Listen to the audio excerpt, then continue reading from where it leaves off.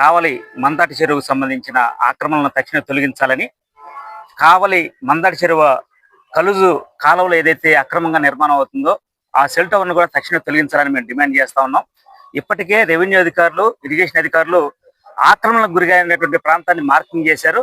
ఆ మార్కింగ్ చేసిన వరకు కూడా ఆక్రమణలు ఉన్నాయని వాళ్ళే చెప్తున్నారు కనుక ఆ ఆక్రమణ తొలగించాలని ఈరోజు వామపక్షాల పార్టీల ఆధ్వర్యంలో ఆర్డీఓ గారికి వినతిపత్రం ఇచ్చాం. ఆర్డీఓ గారు సానుకూలంగా స్పందించి దాన్ని తక్షణం తొలగిస్తామని హామీ ఇచ్చారు. ఇప్పటికే మందాడి చెరువు అనేక రకాల ఆక్రమణలకు గురవుతోంది. అధికారులకు చెప్తున్నప్పటికి కూడా యథేచ్ఛగా ఆక్రమణలు ఇంకా కొనసాగుతూనే ఉన్నాయి. భవిష్యత్తులో ఆ చెరువు యొక్క విస్తీర్ణం కూడా తగ్గే ప్రమాదం ఉంది. ఇటువంటి కాలువలు ఆక్రమించడం వల్ల భవిష్యత్తులో చెరువు కట్ట తెగి లోతట్టు ప్రాంతాలు కూడా మునిగిపోయేటువంటి ప్రమాదం ఉంది. కాబట్టి తక్షణమే మందాడి చెరువు ఆక్రమణలు తొలగించాలని చెప్పి మేము డిమాండ్ చేస్తున్నాం. ఆర్డీఓ గారికి ఈ రోజు ఒక వినతి పత్రం ఇవ్వడం జరిగింది. వినతి పత్రం సారాంశం ఏమంటే, మందాడి చెరువు నిండిన తర్వాత ఎక్స్ట్రా ఉన్న వాటర్ పోయేదానికి ఒక అలుజు అనేది ఉంటుంది. ఆ అలుజు సుమారు 100 ఫీట్లు 150 ఫీట్లు ఏడాలకు ఉంటుంది.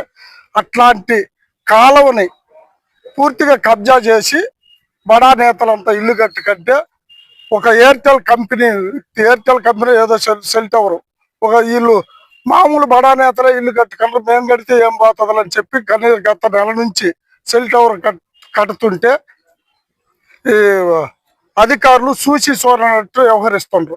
ఆ వివరాలు అడిగితే ఒక్కొక్క అధికారి కూడా మా కాడ ఏమి లేదని అంటున్నారు. గతంలో నెల రోజుల నుంచి జరుగుతుంది. ఎన్నో వినతి పత్రాలు కూడా ఇవ్వడం జరిగింది. నిన్న మొన్న కూడా పరిశీలనకు పోతే ఆపమని అంటే మాకేమి తెలియదు, మాకు సంబంధం లేదన్న రీతిలో అధికారులు వ్యవహరిస్తున్నారు.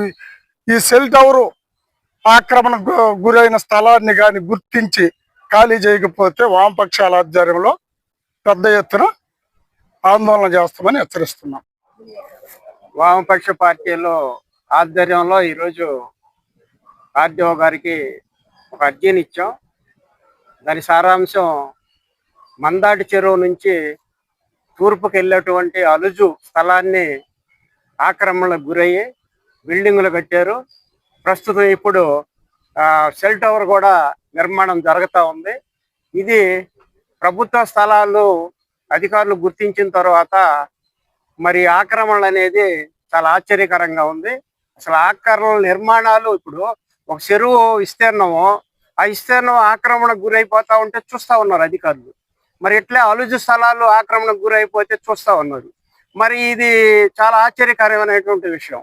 ప్రభుత్వం చెబుతా ఉందంట, చట్టం మాత్రం అధికారులు చెప్తా ఉన్నారు. ప్రభుత్వం చట్టం చెప్తుంది, ఇరిగేషన్ స్థలాలు కానీ ప్రభుత్వ స్థలాలు కానీ కాలువలు పారంభోగ స్థలాలు ఇవన్నీ కూడా మరి పేదోళ్ళకి కానీ ఎవరికి కూడా ఇళ్ల పట్టాలు ఇచ్చేదానికి అర్హత లేదు, ఇవ్వటానికి వీలు లేదని చెప్పి అధికారులు చెప్తా ఉన్నారు. మరి పేదోళ్ళకి మాత్రం ఇంటి పట్టా ఇవ్వమంటే మాత్రం ఇది కాలువ స్థలం, ఇది చెరువు స్థలం, రకరకాల సాకులు చూపి పేదోళ్ళకి ఇంటి స్థలాలు ఇవ్వట్లా. మరి ఈ మాత్రం బిల్డింగులో ఉన్నోళ్ళకి, ధనవంతులకి, పెట్టుబడిదారులకు మాత్రం ఇట్లా మరి ఆక్రమణలో బిల్డింగులు కట్టుకునే దానికి ఎలా పర్మిషన్లు వస్తున్నాయని ఈ రోజు మేము అధికారులను ప్రశ్నిస్తా ఉన్నాం. ఖచ్చితంగా అధికారులు మందాడి చెరువు కలుజు స్థలాన్ని మార్కింగ్ ఇచ్చారు. ఆ మార్కింగ్ ప్రకారం ఖచ్చితంగా అధికారులు ఆర్డీఓ గారు వెంటనే జోక్యం చేసుకుని ఆక్రమణలు తొలగించాలని చెప్పి వామపక్షాలుగా డిమాండ్ చేస్తా ఉన్నాం.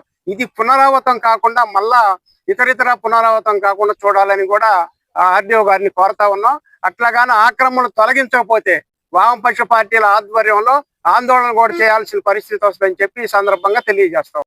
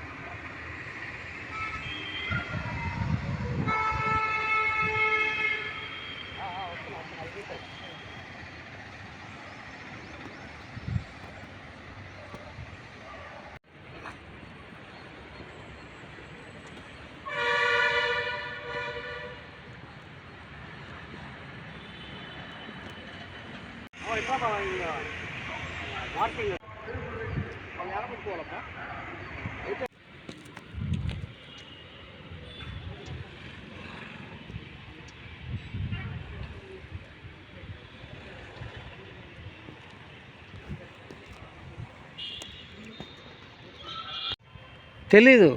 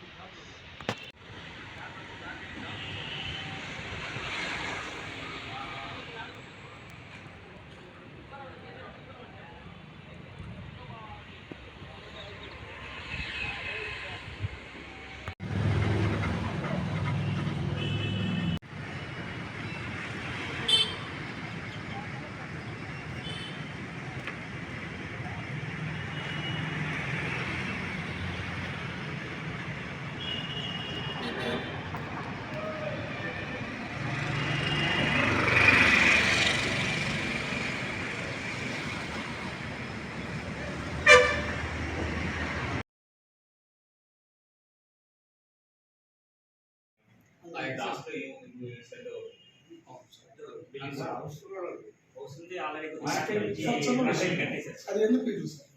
అది డీటెయిల్స్ ఏ గారు సార్ మీరు ఇరిగేషన్ నేను కాదు కన్సల్ట్ ఏం కాదు ఆయన తెలిపిస్తా ఉన్నాను ఏ గారు మార్కింగ్ ఇచ్చారు కదా, అది కాదు. అదే అదే అవునా, అడగలు కదా. బి అయితే ఏమంటే, బి అయితే ఏమంటే తెలియాలి కదా. సమస్య బి ఇరిగేషన్ ఏ గారు పర్మిషన్ ఎవరండి ఇరిగేషన్ ల్యాండ్ పర్మిషన్ మీరు చట్టాన్ని చట్టంగా అమలు చేయమని మేము కూడా అంటున్నాం.